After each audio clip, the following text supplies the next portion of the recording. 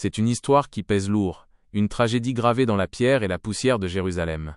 Pour bien comprendre l'ampleur de ce récit, il faut imaginer l'épuisement d'un homme qui n'a pas dormi, trahi par les siens et condamné par ceux qu'il est venu servir.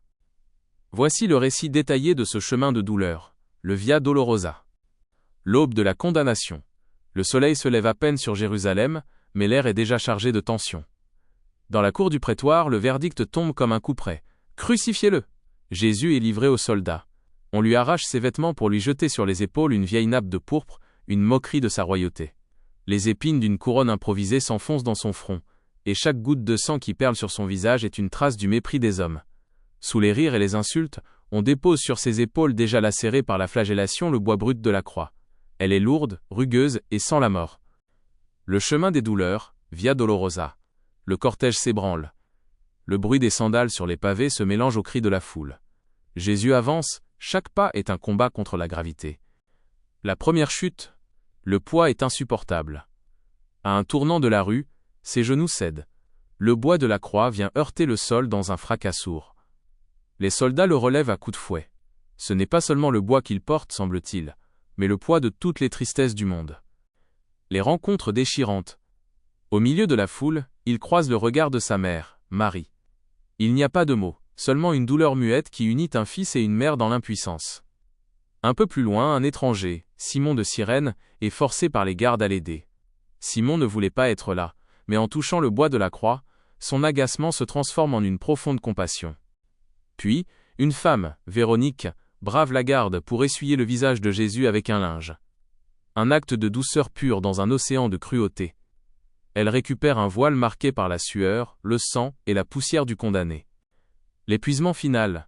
Jésus chute encore. Une deuxième fois, puis une troisième. Il est à bout de force, rampant presque sur le sol rocailleux. Les femmes de Jérusalem pleurent sur son passage, mais il leur murmure la voix brisée. « Ne pleurez pas sur moi, mais pleurez sur vous-même et sur vos enfants. » Le calvaire, le sommet de l'agonie.